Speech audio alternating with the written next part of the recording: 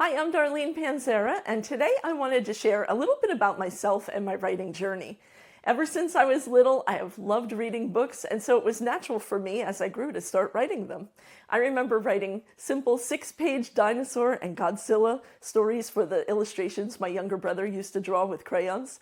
And I taped the small pages together and made covers from a brown paper bag to create our own books. Then when I was 14, a friend showed me her notebook at school, and I discovered that she was writing her own romance novel. I thought to myself, how cool is that? And I decided I wanted to write one too. Over the years, I changed the entire story at least 6 times, but the one thing I kept the same were the names of the romantic couple, and they were Jenny and Nick. In college, I took English literature and creative writing classes, dreaming I'd get a job at a New York City publishing house someday and get my novel published. But I also knew it could take years of waiting, without any guarantee my novel would ever be published. I needed a real job, one that could pay bills and give me the money to support myself. Facing this reality, I switched schools and became a dental assistant to bring in a paycheck. I also had my own real-life romance and got married and had 3 kids. But I never stopped writing, although I now had to do it during the children's nap time. And I never stopped dreaming of having my books published. I read how-to books on the craft of writing fiction. I worked with a mentor who critiqued my pages and sent them back to me. And I took writing classes, joined local writing groups, and I was so excited to go to my first conference. There were editors and agents there. I had stayed up all night long practicing my pitch. Yes, it was the latest version of the Jenny and Nick story.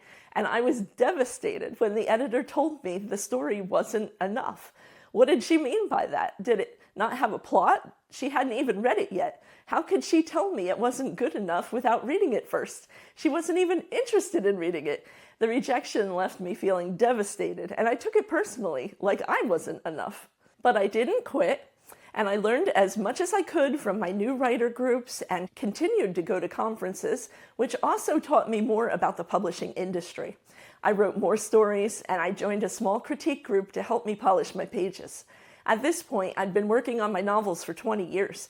My kids were teenagers, and in 2008, when the economy collapsed, my husband's construction company collapsed with it. It was a dark, emotionally turbulent time for our family, and after not working for 13 years, this stay-at-home mom had to get a job. Dental offices weren't hiring, and my skills from the past were completely outdated.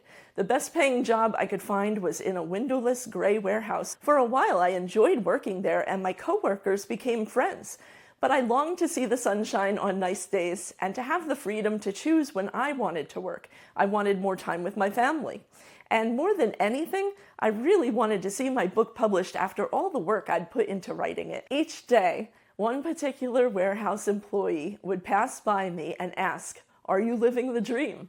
I'd paste on a bright smile and say, "I'm trying," but on the inside, I was left a little bit empty.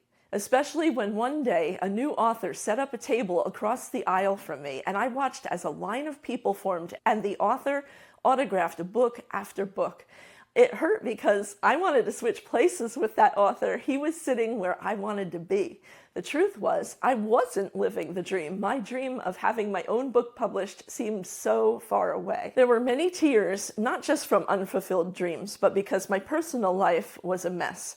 I was also dealing with a string of family deaths, the threat of bankruptcy, and other things causing a whole lot of stress. It was too much.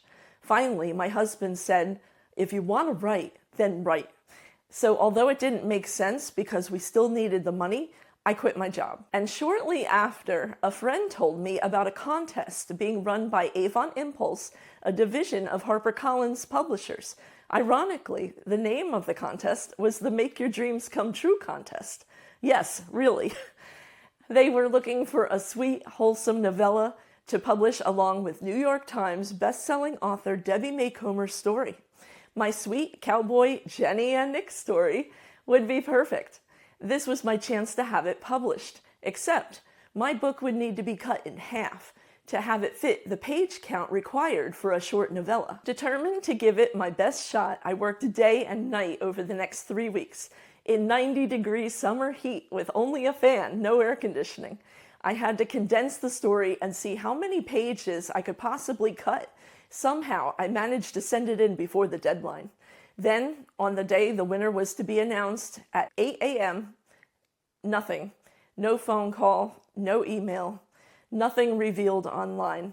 Dejectedly, I assumed I did not win, and I started to go on with my day. Then, about an hour later, I did get a call, not from an editor, but from my friend. And she said, "Congratulations." And I said, "What for?" It was then that she told me that I had won. I had won the contest, but I didn't believe it. There had been no notification, no confirmation, nothing. Then my daughter ran down the stairs and told me that she saw it online. I did win. Breathless, my excitement grew, but I was still too scared to believe it. Then the phone call from the editor finally came to reassure me that yes, I did win. My dream had finally come true. My Jenny and Nick story was going to be published and distributed worldwide.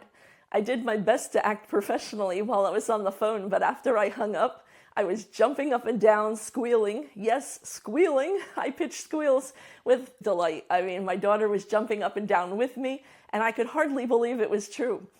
In June of 2012, my novella would be printed behind Debbie Macomber's new release titled Family Affair. 3 stories had been chosen as finalists, and it was Debbie Macomber herself who picked the winner, which is such an honor.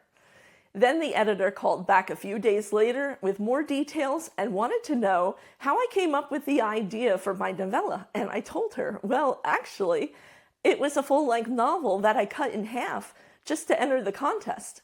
And she asked me to send in the full manuscript, and 2 weeks later, the publisher sent me a second contract to publish the full-length Jenny and Nick story in addition to the novella. The novella was titled The Bet, and they needed a slightly different title for the full-length novel, so I said, what about Bet You'll Marry Me? That launched my career, and I went on to publish the Cupcake Diaries, a 5-book romantic comedy series about 3 women who open a cupcake shop in Astoria, Oregon, and Montana Hearts, a 3-book cowboy romance series with a twist of suspense. And when the publishing company switched me to another editor to work with, guess who it was? It was the same editor who first rejected my Jenny and Nick story. But now I see that she'd been right. The story had not been ready for publication at that time. Next, I was offered several contracts to write Christian historical novellas with Barber Publishing.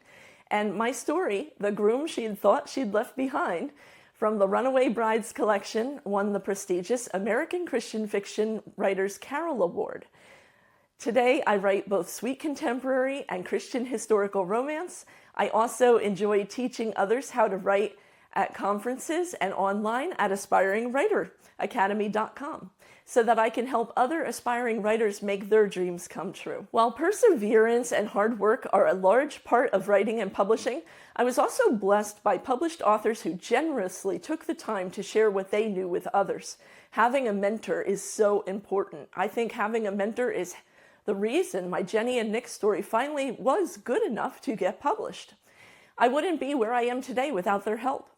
And I wanted to turn around and help others the same way my mentors helped me. So I began to teach classes at conferences. Then I invited a small group of women who were interested in writing to my home and put together a start-to-finish course to help them write their first book. At first, they looked at me like a deer in the headlights, and I knew that they had a long way to go before they learned the necessary skills. But after 2 years, they were all smiles and filled with confidence as they held their published book in their hands. Afterward, a young woman from France contacted me online, and we chatted about an issue that she was having with her writing. I realized with awe that the internet allowed me to give an eager writer from another country advice and that I could help others around the world. That inspired my daughter and I to create our website, Aspiring Writer Academy, where we teach writers to write, publish, and market their fictional novels, because we believe that all writers can aspire to take their writing to the next level. And if you like this content, please like and subscribe to our channel. That way you don't miss out on any future videos. And if you need help with your story, we invite you to check out our website filled with valuable teaching and download our free Brainstorming Your Story Idea worksheet. You'll get 7 pages of instruction, examples, and fill-in-the-blank templates The link is in the comments below.